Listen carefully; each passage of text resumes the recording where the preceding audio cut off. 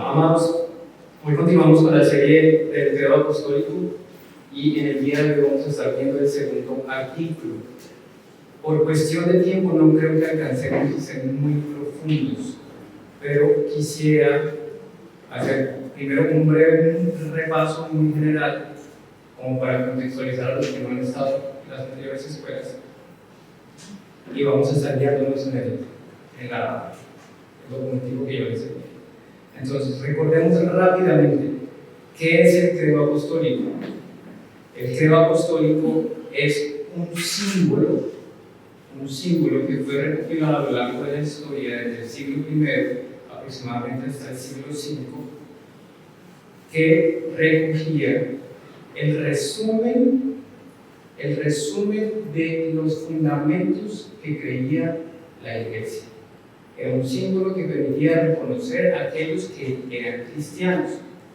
A lo largo de la historia, desde el siglo I, se empezaron a encontrar dentro de la Iglesia algo que se llamaban fórmulas bautismales. Esto lo vemos en la historia a través de testimonios de Tertuliano, Hipólito. Todos estos nombres traten de repasarlos en casa. Son padres de la Iglesia que nos ayudan a trazar la historia de la Iglesia. ¿Por qué es importante estudiar el credo apostólico, amados hermanos? Tal vez muchos de nosotros podamos tener una que otra objeción, por ejemplo, decir, pero es que eso es muy católico romano. Y no es cierto. El nosotros poder encontrar y trazar nuestra fe hasta lo más cercano a la Escritura, lo más cercano al tiempo del Señor, debería animarnos a nosotros a convencernos de saber y estar seguros que estamos realmente en la fe del Señor Jesucristo. Y esto, como estamos diciendo, lo vemos desde el siglo I, es decir, los primeros años después de la resurrección del Señor.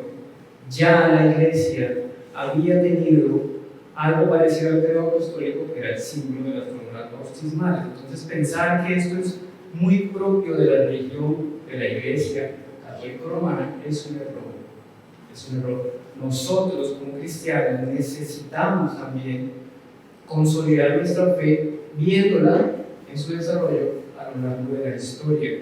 ¿Por qué? Nosotros, especialmente como reformadores, también muchas veces decimos de otras denominaciones, por ejemplo, de nuestros hermanos carismáticos, decimos, bueno, pero es que lo que ustedes creen empezó en el siglo XIX. Nuestra fe no empezó en el siglo XV, en el siglo XVI, con la Reforma Protestante. Nuestra fe, hermanos, la tenemos basada en la Escritura y podemos trazar el testimonio de la Iglesia desde el siglo I, siglo V, que es el tema del credo, hasta el día de hoy. Así que es muy importante poder tener esto muy presente. Ahora, otras cosas que tenemos que tener muy claras en este momento. El credo apostólico, los símbolos bautismales, eran propios de la Iglesia hacia adentro. Era la forma en que la Iglesia se estaba blindando de quiénes eran los que iban a ingresar a la Iglesia. A lo largo de la historia fueron presentándose otros tipos de credos, que eran los credos de los concilios. Los credos de los concilios respondían a las herejías que iban apareciendo a lo largo de la historia. Hombres que, como hemos visto en otras escuelas, se levantaban incluso dentro de la Iglesia, que decían ser parte de la Iglesia y que, pensando que estaban haciendo defensa de Dios, enseñaban cosas contrarias a la Escritura. A eso se reunía la Iglesia, a los sínodos o los concilios, y salían los credos sinodales o conciliares, que eran para hacer defensa de la fe. Pero el credo apostólico era hacia adentro. Iba muy relacionado con el tema que les estoy diciendo de la fórmula bautismal, para saber quién ingresaba a la Iglesia, que tuviera la seguridad de que realmente estaba creyendo en la fe cristiana. El credo apostólico, por lo tanto, no es apologético. Apologético es hacer defensa de la fe. El credo apostólico no tiene el propósito de hacer defensa de la fe, sino confirmar la fe. Así que también el credo apostólico no es colectivo. El credo apostólico y todos los símbolos de las fórmulas bautismales nacen como algo individual y privado. Por eso la fórmula del credo es yo creo. Yo creo en el Padre, yo creo en Jesucristo, yo creo en el Espíritu Santo. Si ustedes ven los otros credos, los conciliares, dice nosotros creemos, porque hacían defensa frente a otras doctrinas heréticas. Por lo tanto, este credo no lo podemos ver como algo para maestros o instruidos, incluso es más que todo algo muy fundamental y básico que los niños, desde los más chiquitos hasta los más adultos, deberían poder comprender. ¿Por qué? La historia nos cuenta, por ejemplo, dice Aquino, que en la época que nacen las fórmulas bautismales, mientras se cerraba el canon de la escritura, muchas personas no tenían acceso a todas las escrituras y además había mucho analfabetismo, la gente no sabía leer. Así que las personas pudieran leer toda la escritura para poder confirmar su fe era algo muy difícil. Luego se le hizo necesario a la iglesia hacer un brevario o un resumen de lo fundamental de la fe cristiana para poder decir que realmente tú eres cristiano, ven a bautizarte. Era algo individual, no ministerial, era algo para los nuevos creyentes. Eso nos va a dar una idea de cómo debemos acercarnos al credo apostólico. No es muy profundo, no es para ser maestros que van a ir a defender la fe, sino que todos nosotros deberíamos saberlo y confirmar si realmente hemos creído en el Evangelio. Luego entonces, ¿qué sí era el credo apostólico?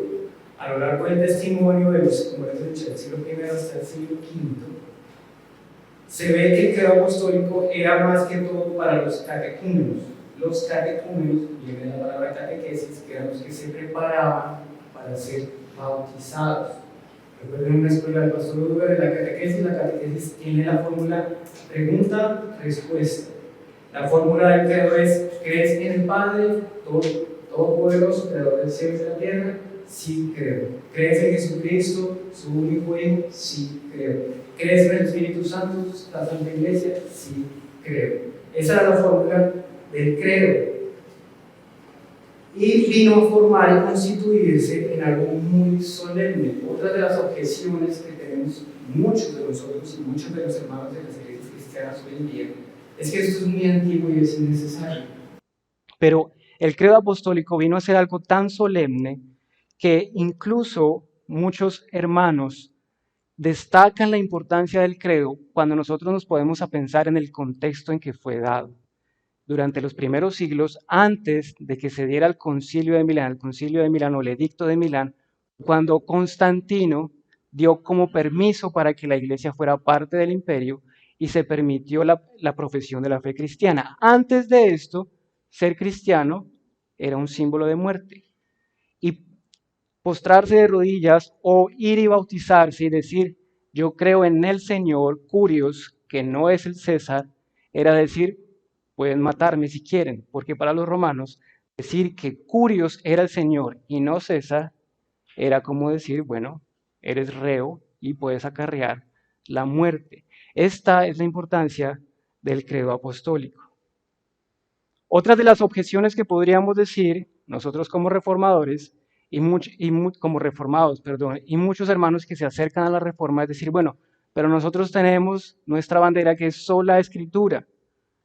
Ante eso, reformadores como Arcee Sproul dicen, recordemos que sola escritura no es escritura solitaria. Sola escritura no es escritura solitaria. ¿Qué quiere decir esto? Que la iglesia, nuestros hermanos, los reformadores, no intentaron acabar con la iglesia. Se llama reforma porque ellos querían reformar lo que ya venía siendo la iglesia. Desafortunadamente, por el contexto que se dio y el papa que no accedió, tuvieron que separarse, pero ellos no querían acabar con la iglesia. Luego ellos defienden que hay un testimonio de la iglesia, lo que nosotros llamamos tradición. No es la tradición romana, pero hay una tradición de la iglesia. Y esa tradición, esta palabra tradición es la misma palabra testimonio que vemos en la escritura. Este testimonio es lo mismo que vemos en las carreras de relevos. El palito que se va entregando al otro corredor. El testimonio es pasar nuestra fe. Nuestra iglesia, la iglesia cristiana, tiene una tradición, un testimonio, y para nosotros es un baluarte porque nuestra fe no nació el siglo pasado. Así que tenemos una tradición que hemos de investigar, que hemos de conocer, porque va a fortalecer nuestra fe. Miren lo que dice R.C. Sproul sobre eso. Parece contradictorio que la Reforma Protestante reclamó la sola escritura para la Iglesia y al mismo tiempo desarrolló muchos credos y confesiones de fe, como nuestra Confesión de Londres. ¿Acaso los reformadores no eran congruentes con su propia doctrina? ¿Estaban violando la autoridad máxima de la Escritura? Sproul nos explica, tales credos se distinguen de la Escritura en que la Escritura es norma normans, es decir, la norma suprema, la autoridad suprema, mientras que los credos o la tradición de la Iglesia son norma normata, es decir, una regla que está bajo la autoridad de la regla suprema, que es la Escritura. Los reformadores no creían que la Escritura era la única norma, sino la norma máxima. Por tanto, las resoluciones de los concilios, los credos, lo dicho por los padres de la Iglesia, las confesiones, catecismos y todas las demás vienen a ser autoridades eclesiásticas dadas por el Señor, pero que están sujetas a la autoridad máxima, que es la Escritura. Otra frase dice de unos reformadores, Calvino enseñó lo que Agustín, Agustín enseñó lo que Pablo, Pablo enseñó lo que Cristo. Tenemos una tradición, amados hermanos, que tenemos que abrazar y no podemos tener el celo de que como parece católico romano, lo vamos a rechazar. Eso nos da un poquito de contexto rápidamente para introducirnos a nuestro tópico de hoy. Nosotros estamos desarrollando el credo apostólico. El credo apostólico, por tradición, se dice que tiene 12 artículos. Y este credo, como les decía, respondía a algo de la tradición de la Iglesia, y es que la Iglesia cumplió fielmente el objetivo y el propósito y la misión que el Señor les dejó cuando se fue. Esto es Mateo 28, 19. Por tanto, id y haced discípulos a todas las naciones, bautizándolos en el nombre del Padre, del Hijo y del Espíritu Santo. La Iglesia, obedientemente, en el primer siglo, empezó a cumplir la gran comisión. Y para saber que cada persona a la que bautizaban realmente era creyente, tenían que saber que los estaban bautizando en el nombre del Padre, en el nombre del Hijo y en el nombre del Espíritu Santo. Y eso va muy de la mano con el credo. Vemos en Hechos de los Apóstoles que el bautismo llegó a ser un símbolo para identificar a los verdaderos creyentes, a los cristianos, una señal pública de confirmación hacia adentro de quiénes eran los cristianos. Y este símbolo del bautismo lo vemos desde el siglo I, como lo estamos diciendo. Por ejemplo, la Didache, que es un documento que hemos escuchado varias veces aquí, dice, habiendo dicho primero todas estas cosas, bautizad en el nombre del Padre, del Hijo y del Espíritu Santo. Desde el principio, la Iglesia confiaba y creía que esta era la forma de bautizo y de ingresar a la Iglesia. Ireneo de León dice, hemos recibido el bautismo en el nombre del Padre, de Dios Padre, en el nombre de Jesucristo, el Hijo de Dios que se encarnó, murió y resucitó en el Espíritu Santo de Dios. Luego, entonces, era necesario que la Iglesia supiera quién es el Padre, quién es el Hijo y quién es el Espíritu Santo, para que realmente pudieran hacer una profesión de fe que, como les he dicho, no era como hoy en día muchas veces que digo, bueno, yo me voy a bautizar, o es que yo me bauticé y creo que no estoy bien bautizado, por favor bautíceme otra vez.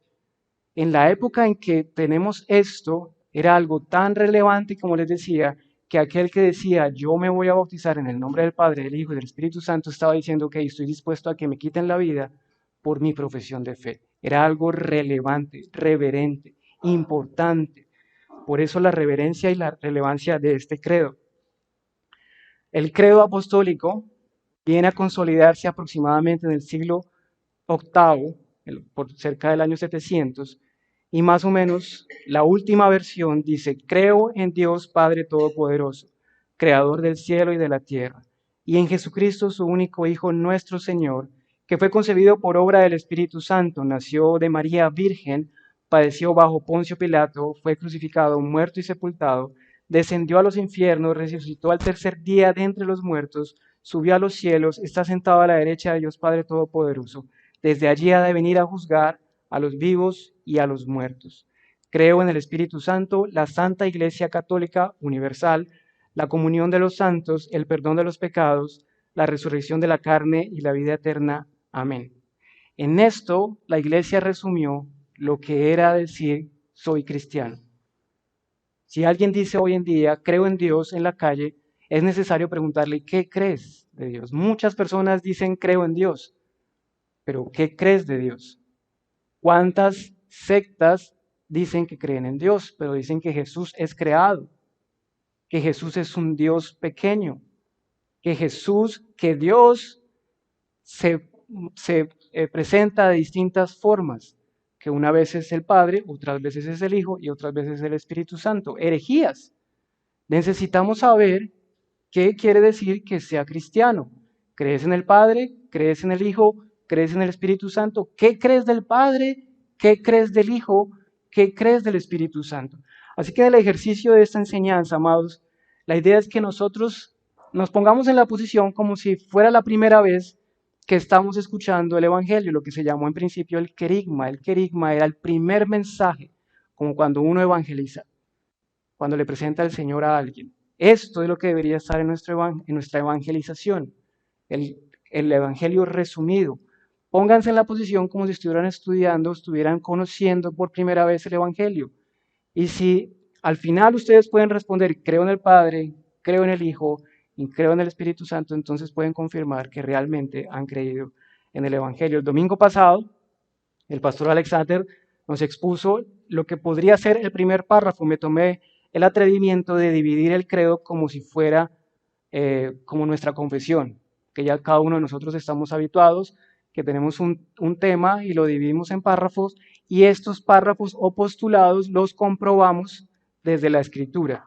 El primer párrafo vendría siendo creo en Dios Padre Todopoderoso, que lo vimos con el pastor Alexander, y hoy vamos a estudiar el segundo artículo, que vendría siendo nuestro segundo párrafo, en Jesucristo, su único Hijo. Y me tomé el trabajo de dividirlo en 8 puntos que lo tienen en su documento. Por cuestión de tiempo, como les decía, cada uno de los artículos dentro de este artículo da prácticamente para una serie.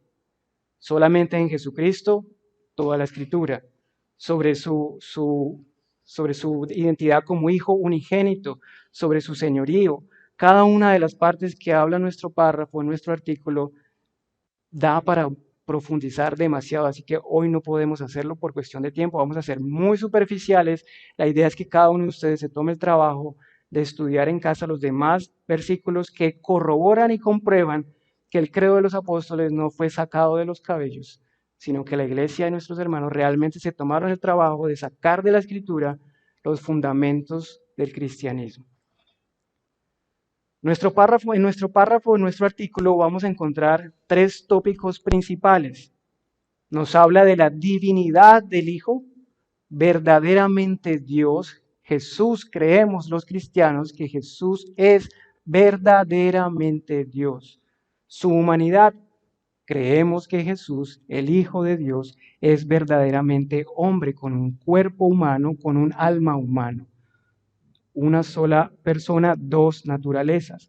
Y creemos que el Hijo de Dios, vino al mundo con una misión o una obra que nos lo enseña y nos lo revela la Escritura, y por eso se le fue dado el título del Cristo o el Mesías.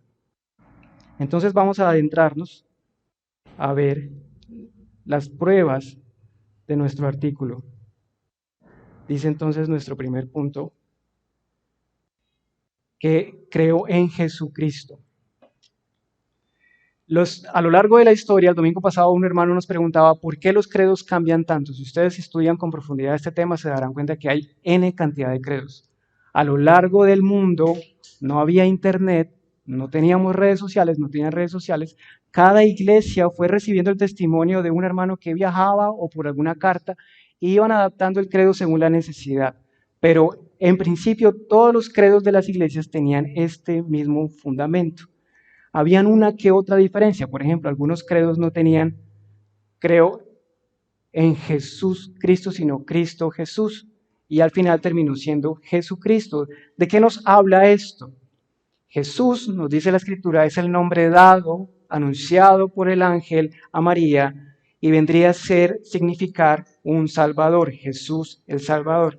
Y Cristo hacía referencia al oficio. En el pueblo hebreo muchas veces los nombres eran dados por el oficio. Jesús el Cristo era el oficio, terminó siendo Jesucristo, que quiere decir Mesías. Acompáñenme a Isaías capítulo 61, versículo 1. No vamos a poder, como les dije, ver todos los versículos. Vamos a ver algunos. Isaías 61, versículo 1. Dice, el Espíritu de Jehová, el Señor, está sobre mí. Recuerden, en el Antiguo Testamento, la palabra Jehová, que es la que vemos en Éxodo, cuando el Señor se revela a Moisés y le dice, yo soy, es el tetragramatón, YHWH, vino a traducirse como Yahvé, Jehová, el Señor. El Espíritu de Jehová, el Señor, está sobre mí porque me ungió Jehová, me ha enviado a predicar buenas nuevas a los abatidos, a vendar a los quebrantados de corazón, publicar libertad a los cautivos y a los presos apertura de la cárcel. En el Antiguo Testamento, la unción era dada solamente a los sacerdotes o a los reyes, aquellos con autoridad para hacer algo en beneficio de su pueblo. La unción que le fue dada al Señor, lo vemos en la Escritura, fue dada por el Padre. El Padre unge al Hijo y por esto el Hijo viene a ser llamado el Mesías, el Cristo, que venía a traer buenas nuevas a los abatidos. En el Nuevo Testamento vemos en Mateo 1:21, los necesito rápidos en sus Biblias, rápidos. Mateo 1:21.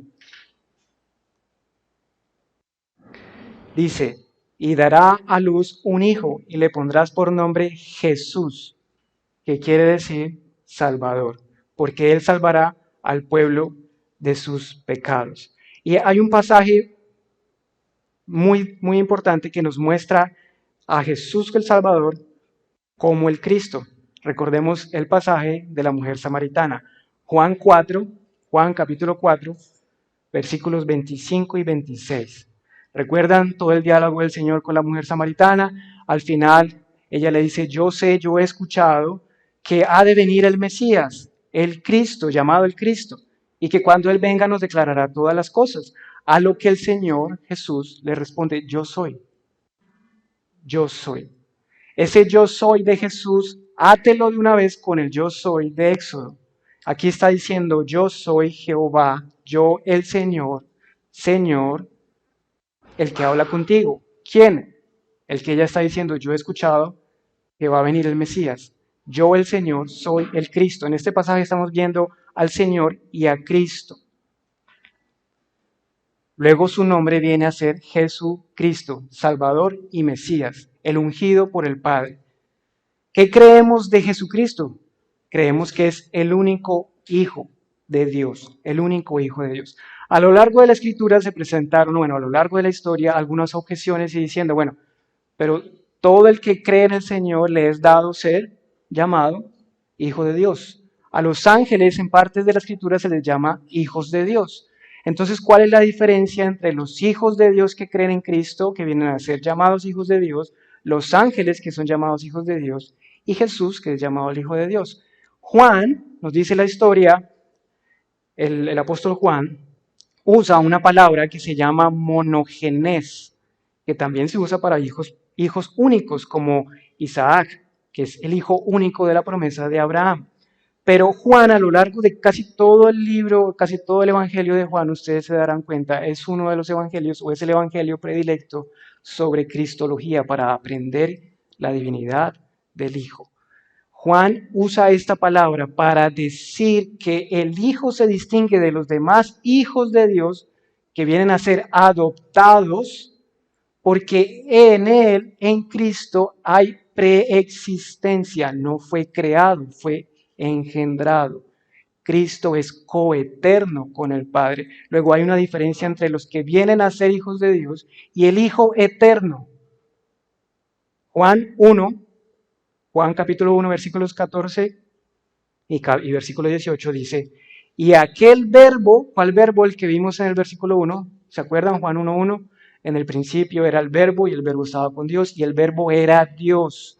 Este Verbo fue hecho carne y habitó entre nosotros y vimos su gloria, gloria como del unigénito, el único Hijo del Padre, lleno de gracia y verdad. Lo que Juan está diciendo aquí es, este Hijo es preexistente, hay eternidad en él, está mostrando la divinidad del Hijo. El versículo 18 dice, a Dios nadie le vio jamás. El unigénito Hijo que está en el seno del Padre, es decir, desde siempre, desde la eternidad, no llegó a ser hijo. Jesús no llegó a ser hijo cuando nació. Jesús siempre fue el Hijo desde la eternidad. Y Él le ha dado a conocer, esa es la preexistencia del Hijo. Juan capítulo 3, versículos 16 y 17. Ahí está, rapidito. Juan capítulo 3. Quiero que me sigan, esto no es un ejercicio solamente mío. Quiero que ustedes míos también vayan comprobando, no me lo estoy inventando. Juan capítulo 3, versículos 16 y 17 dice, porque de tal manera amó Dios al mundo que ha dado a su Hijo unigénito, para que todo aquel que en Él cree no se pierda, mas tenga vida eterna. El versículo 18 dice, el que en Él cree no es condenado, pero el que no cree ya ha sido condenado porque no ha creído en el nombre del unigénito Hijo de Dios. ¿Qué está diciendo Juan aquí? Hay más hijos de Dios, pero solo hay uno por el cual hay salvación. Ustedes pueden creer en mí, pero yo no les voy a dar salvación. De hecho, si ustedes me idolatran a mí, caen en idolatría.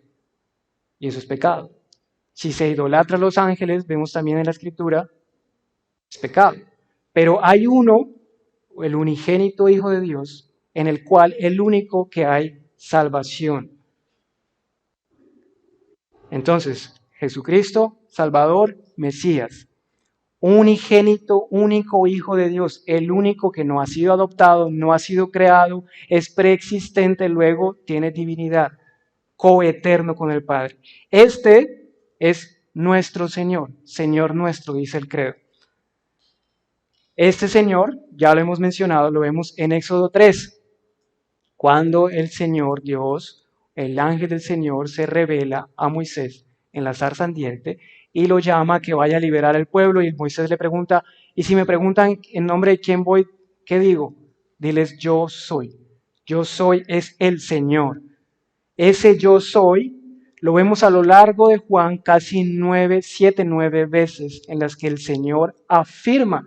Muchos de los retractores del cristianismo dicen, bueno, Jesús sí existió, Jesús, la historia muestra que sí existió, pero Jesús nunca dijo que era Dios. Bueno, en Juan, si usted se pone a detallar Juan, va a encontrar cerca de 9 o 10 declaraciones del Señor diciendo yo soy. Es decir, yo soy el Señor. Yo soy el mismo que estaba en Éxodo. Yo soy el Señor. Y ese yo soy, ya si ustedes estudian con más profundidad, se darán cuenta que Jesús es el ángel del Señor en el Antiguo Testamento. Jesús es el ángel del Señor en el Antiguo Testamento. Juan 6, versículo 35, 48 y 51. Juan 6, 3 capítulos después del que estábamos. Jesús les dijo, yo soy el pan de vida. Juan 8, rápido, necesito dedos rápidos. Juan 8, 12. Yo soy la luz del mundo. Jesús les dijo, de cierto, cierto, del versículo 58, antes que Abraham, yo soy. Esto es una declaración de su deidad, de su preexistencia. Si Jesús realmente existió, pero solamente fue un hombre, pero no fue Dios, amados hermanos, si Jesús no dijo que era Dios y no era Dios, no es como muchos enseñan que era un gran hombre que de ejemplo moral. No, si Jesús no es Dios y si Jesús no era Dios, era un loco. Era un loco que decía que él antes de Abraham existía. Si Jesús no es Dios, era una persona que sufría de esquizofrenia, que decía ser quien no era. Pero la Escritura nos muestra que Jesús es Dios y lo dijo muchas veces. Juan 10, versículos 7, 9, 11 y 14. Yo soy la puerta. Versículo 11. Yo soy el buen pastor. El buen pastor es la figura del Antiguo Testamento a la cual los salmistas oraban. Es el mismo. Juan 11, 25. Yo soy la resurrección y la vida. Si este hombre no es Dios, ¿cómo se atrevía a decir que era la resurrección y la vida? Recordemos algo, amados hermanos, que lo vimos en el sermón pasado conmigo. Los fariseos creían estar sirviéndole a Dios cuando crucificaron a Jesús, porque ellos sabían lo que el Señor estaba diciendo. Él estaba afirmando ser Dios y para ellos eso era blasfemia. Realmente el Señor afirmó que era Dios y es Dios. Juan 15, versículos 1 y 5. Yo soy la vid verdadera, yo soy la vid, vosotros los pámpanos. Aquí el énfasis que está haciendo Juan es, hay una sola vid donde son injertados ramas silvestres, nosotros los gentiles, y donde fueron desgajadas las ramas originales, los judíos, para quienes era la promesa del Salvador, el Mesías, pero por su incredulidad fueron sacados y luego volverán a ser injertados aquellos que crean. Eso lo vemos en Romanos 11. Juan 18:5. Cuando Judas lo entrega, viene con los soldados y están preguntando y buscando a quién es Jesús. Y Jesús, sabiendo todas estas cosas, versículo 4, Juan 18, versículo 4, Jesús, sabiendo todas estas cosas que le habían de sobrevenir, se adelantó y les dijo, ¿a quién buscáis? Y le respondieron, a Jesús, Nazareno. Y él les dijo, yo soy. Yo soy. Esos son un breve resumen de todas las declaraciones de deidad de Jesús. Jesús, el Cristo, el Señor. Luego dice nuestro párrafo, nuestro artículo, que fue concebido por el Espíritu Santo. Fue concebido por el Espíritu Santo. Cuando el credo de los apóstoles menciona que Jesús fue concebido, está hablando de su humanidad, verdaderamente hombre. Jesús no vino y apareció en la tierra. En esta época había una herejía, el gnosticismo, que decía que lo material, que el cuerpo era malo. En los primeros siglos no se rechazaba la deidad de Dios, de Jesús. Se afirmaba que Jesús era Dios. Pero lo que rechazaban es que era imposible que el Dios 3 veces santo fuera hombre porque la carne era mala. Era imposible que eso pasara. Entonces muchos dijeron, bueno, lo que vemos ahí es algo que parece un hombre, que fue una herejía. Otros dijeron, no, es una forma, es una manifestación como cuando los ángeles se manifestaron en el Antiguo Testamento, con Lot. No, lo que nos está enseñando la Escritura es que fue concebido, que realmente como hombre estuvo en el vientre de su madre, de María, y creció como un bebé realmente. Niños, Jesús creció como cada uno de ustedes creció en el vientre de su mamá, como un bebé realmente de carne y hueso. Jesús fue verdaderamente hombre, es verdaderamente hombre, hoy perfecto. Lo que la milagrosa concepción de Jesús nos asegura es que Él realmente podía morir en lugar nuestro, porque recuerden que necesitábamos uno como nosotros. Todos nosotros estábamos en contra de Dios, enemigos de Dios, bajo la maldición de nuestra antigua cabeza. ¿Nuestra antigua cabeza quién era? Adán. Adán es el nombre que vemos que representa humanidad. Adán es hombre. El segundo Adán tenía que ser un hombre como nosotros. El último sermón del pastor Alexander, lo que se asume, eso se redime. Si Jesús no era verdaderamente hombre, ninguno de nosotros pudo haber sido salvo por su sacrificio y eso fue un teatro completo. Pero realmente era hombre, concebido por el Espíritu Santo. Isaías 7:14 nos dice, por tanto, el Señor mismo, y esto nos habla que este Mesías fue profetizado desde el Antiguo Testamento. Por tanto, el Señor mismo os dará señal. He aquí, la Virgen concebirá y dará a luz a un hijo, y su nombre será Emmanuel, que quiere decir Dios con nosotros o Dios en medio del pueblo. Este Emmanuel, recuérdelo del Antiguo Testamento en el Éxodo, era representado por el templo o el tabernáculo, que el tabernáculo estaba en la mitad y las carpas de las 12 tribus estaban alrededor. Este mismo Cristo vino a habitar en medio de su pueblo siendo Emmanuel. Mateo 1:18 nos dice que el nacimiento de Jesucristo fue así. estando desposada María, su madre, María, su madre, realmente tuvo una mamá con José, antes de que se juntasen, se halló que había concebido del Espíritu Santo. Aquí hay que destacar algo muy importante. Nosotros, los que están en el discipulado del martes con el pastor Alexander, estamos viendo el capítulo de la caída. Todos los hombres por la cabeza de Adán cayeron de su estado de gloria, cayeron de ese lugar de perfección y fueron separados. Y todos, dice la Escritura, estamos muertos en nuestros delitos y nuestros pecados. También lo vimos en el sermón pasado con el pastor Edwin. Pero el pecado no es generacional, el pecado no se hereda generacionalmente como en muchas iglesias nos enseñaron. La Biblia nos enseña que el pecado es imputado.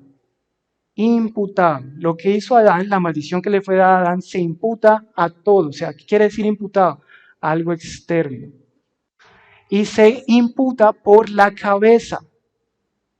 Por eso María era virgen, pero María era pecadora. Por eso ella habla de la oración de mi Señor, mi Salvador. Ella también era pecadora.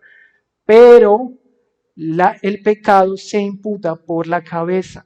Por eso Jesús es concebido por el Espíritu Santo, pues su cabeza, el Padre, no tiene pecado. Él nace sin pecado.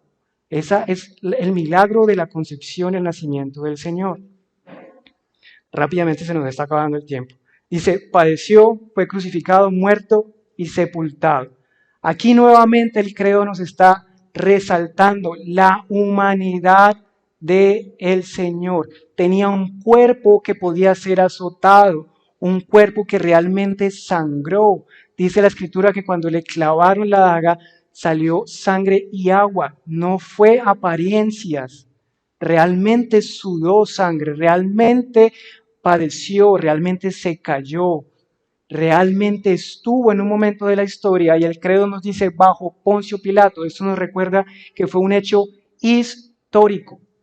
Es que ustedes los cristianos se inventaron a Dios, ustedes se inventaron la Biblia. Bueno, la historia nos revela que hubo un hombre que en el tiempo de un emperador, bueno, un gobernante romano llamado Poncio Pilato, había un hombre que le llamaban Jesús. Vayan a libros de historias que no sean cristianos y lo encuentran. Jesús existió en la historia y padeció bajo el gobierno de un gobernador llamado Pilato. Y Pilato no estaba hablando con un espíritu. Pilato, cuando habló con el Señor, estaba hablando con una persona de carne y hueso, verdaderamente hombre. Y la Biblia nos enseña que murió. La humanidad del sufrimiento del Señor lo vemos en Mateo 27, no alcanzamos a leerlo. Ustedes ven en Mateo 17 todo lo que es la pasión del Señor, desde su arresto, su juicio, su crucifixión. Y murió como un reo, dice la Escritura, Filipenses 2:8. Y hallándose en forma de hombre, se humilló a sí mismo. Todo lo que el credo nos está hablando de la humanidad de Cristo nos muestra, o lo vimos en nuestro esquema, habla de la humillación, los estados de humillación del Hijo de Dios. Los estados de humillación arrancan por hacerse hombre.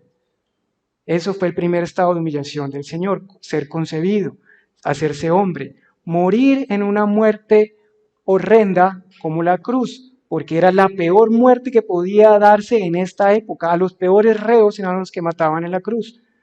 Gálatas 3:13 dice que Cristo nos redimió de la maldición de la ley, hecho por nosotros maldición, porque está escrito, maldito todo el que es colgado en un madero. Jesús tenía alma. Jesús tenía alma. Tenía alma, porque era verdaderamente hombre. Vemos en Lucas 23:46, cuando Jesús muere en la cruz, que dice Lucas 23:46, cuando Jesús murió en la cruz, Él indicó que mientras su cuerpo iba a ser puesto en el sepulcro, su espíritu humano y su alma se apartaría en las manos del Padre. Bueno, ahí está el versículo. Marcos 15:33. Cuando vino la hora sexta, hubo tinieblas. Todo esto son hechos históricos. Lo que estamos viendo aquí, lo que está retratando el Evangelio de Marcos, es un hecho histórico. Cuando vino la hora sexta, hubo tinieblas sobre toda la tierra hasta la hora novena. Y a la hora novena, Jesús clamó a gran voz diciendo, Eloí, Eloí, lama sabactani, que traducido es, Dios mío, ¿por qué me has desamparado? Y algunos de los que estaban allí decían al oírlo, mirad, llama a Elías. Y corrió uno y empapando una esponja en vinagre y poniéndola en una caña, le dio a ver diciendo, dejad, veamos si viene Elías a bajarle. Mas Jesús, dando una gran voz, expiró. Eso quiere decir que murió. Y su cuerpo fue separado de su alma, que es la creencia hebrea de lo que pasa cuando un hombre muere. Entonces el velo del templo se rasgó en dos, de arriba hacia abajo. El centurión que estaba frente a él, viendo que después de clamar había expirado, dijo así, verdaderamente este hombre era hijo de Dios. Jesús muere, es bajado de la cruz, es realmente hombre, es sepultado como un hombre en una tumba de un hombre rico como había sido profetizado, es preparado su cuerpo, vendado como era la tradición del momento, como un hombre real. Pero nos dice la Escritura que al tercer día se levantó. También nos dice el credo, descendió a los infiernos. Ya vamos terminando. Descendió a los infiernos. En el momento, en el tiempo hebreo, habían varias posiciones. Algunos hermanos en el primero y el segundo y tercer siglo decían que eso no podía estar en el credo, pero la Escritura nos muestra que Jesús descendió a los infiernos. ¿Qué quiere decir los infiernos y cómo lo vemos en la Escritura?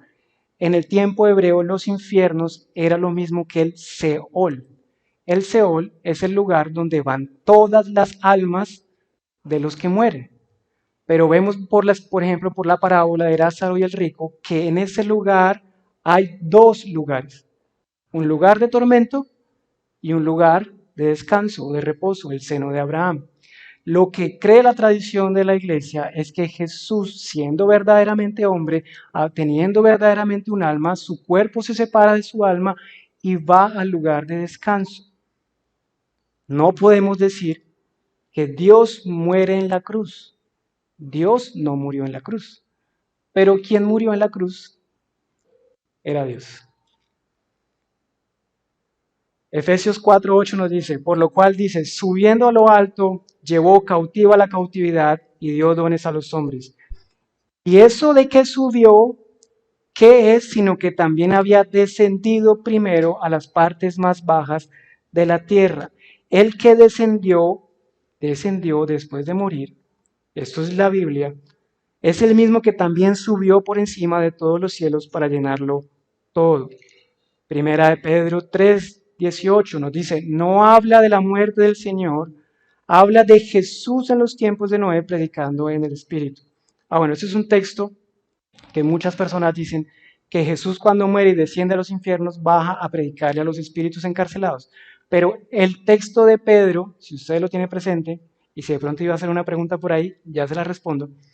Primera de Pedro 3, cuando dice que Jesús fue a predicar a los espíritus encarcelados, habla de que Jesús en el tiempo de Noé estuvo predicándole a la gente del tiempo de Noé para que se arrepintiera. No que Jesús, el que murió, descendió a los infiernos a predicarle a los espíritus encarcelados. Eso no es.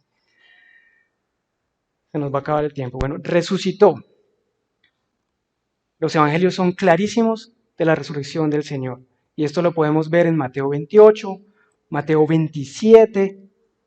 Mateo 27, 52, 53 nos dice, se abrieron los sepulcros y muchos cuerpos de santos que habían dormido se levantaron. Y saliendo de los sepulcros después de la resurrección de él, vinieron a la santa ciudad y aparecieron muchos.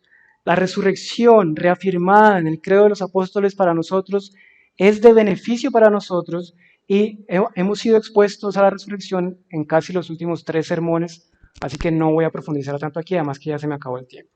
Pero es vital la resurrección. Si decimos creer en Cristo y no creemos que Jesús ha resucitado, apaguen y vámonos, porque para nada murió el Señor. Todo esto lo vemos en la primera carta a los Corintios, lo que nos ha expuesto el pastor Edwin en Efesios 2, Romanos 6, versículos 4 al 5, dice, porque somos sepultados juntamente con Él.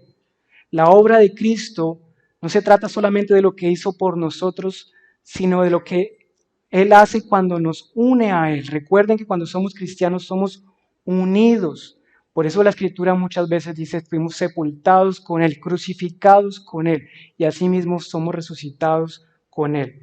Nuestro credo va terminando diciendo, ascendió a los cielos y está sentado a la diestra del Padre. Esto lo vemos en Lucas 24, versículos 50 al 51. Regálenme 5 minutos allá, por favor. Lucas 24. Y lo sacó fuera hasta Betania, ya había resucitado, está hablando con sus discípulos, y alzando las manos los bendijo. Y aconteció que bendiciéndolos se separó de ellos y fue llevado arriba al cielo. Otra parte dice que fue llevado al cielo a los ojos de sus discípulos. Ellos, después de haberle adorado, volvieron a Jerusalén con gran gozo. Recuerden que después de que Él resucita, come con sus discípulos, habla con sus discípulos. Tomás mete su mano. Estuvo realmente, siguió siendo verdaderamente hombre, un hombre glorificado, perfecto. Y asimismo ascendió a los cielos. Esto es un milagro, un misterio que nosotros no podemos comprender.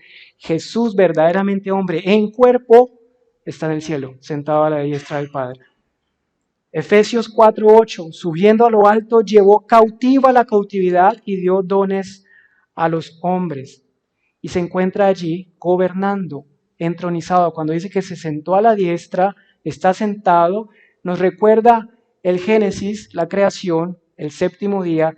Cuando dice que reposó, dice ese término es que reposa como un rey sobre su trono, está gobernando, porque a él le fue dado el nombre, sobre todo nombre por su ministerio.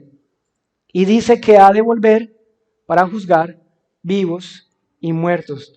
La ascensión fue el evento donde Jesús fue tomado corporalmente, no fue una apariencia de espíritu, corporalmente, en un cuerpo glorificado. Y esa es nuestra esperanza. Si Jesús no hubiera resucitado en un cuerpo, nosotros tampoco. Lucas 22, yo pues os asigno un reino como mi Padre me lo asignó a mí, para que comáis y bebáis a mi mesa. En mi reino nosotros creemos que estaremos en la presencia del Señor físicamente y gozaremos de su presencia físicamente. Esa es parte de la esperanza del cristianismo. Segunda a los Tesalonicenses, capítulo 1, versículo 5. Esto, que Él haya ascendido, es demostración del justo juicio de Dios para que seáis tenidos por dignos del reino de Dios. Y esto lo vimos también en el último sermón que vieron conmigo. Hay un juicio y esto cierra el anuncio del Evangelio. Realmente el Señor va a volver. Realmente hay un juicio donde serán juzgados vivos y muertos, justos e injustos. Esto lo afirma y lo reafirma la Escritura, Mateo 24:30. El Señor mostrándole y diciéndole a sus discípulos sobre los últimos días y el día de su regreso. Entonces aparecerá la señal del Hijo del Hombre en el cielo, y entonces lamentarán todas las tribus de la tierra y verán al Hijo del Hombre viniendo sobre las nubes del cielo con poder y gran gloria. Y esto es cumplimiento de la profecía en Daniel 7. Todo esto es lo que nos enseña nuestro artículo, amados hermanos, del credo de los apóstoles. Yo les hago la pregunta: ¿creen en el Hijo? Háganse la respuesta. Hagan el examen de todo lo que hemos visto. ¿Creen en Jesucristo, el Mesías, el que fue enviado para salvar a su pueblo? ¿Creen que es el único Hijo de Dios, coeterno con el Padre, preexistente, luego es Dios? ¿Creen que es el Señor, no solamente el Señor nuestro, sino el Señor del universo que gobierna todo? ¿Creen que fue concebido por el Espíritu Santo, que realmente vino al mundo en cuerpo humano, que nació como un bebé, como todos los hombres? ¿Creen que murió y padeció como lo enseña la Escritura? ¿Que realmente es un hecho histórico? ¿Que fue juzgado, mal juzgado? Cumpliendo muchísimas de las profecías que están en el Antiguo Testamento que no alcanzamos a ver, como que iba a ser entregado por su discípulo Judas. ¿Creen eso? ¿Creen que murió en la cruz? ¿Creen que fue sepultado? ¿Creen que resucitó al tercer día? ¿Creen que estuvo con sus discípulos en cuerpo glorificado, resucitado, que comió con ellos y ellos lo vieron, lo escucharon, hablaron con él? ¿Y creen que fue llevado a los cielos y está allí gobernando? ¿Y creen que ha de volver a juzgar a los vivos y a los muertos? Si creen eso, ya creen la segunda parte del credo. Falta la próxima, que será el próximo domingo.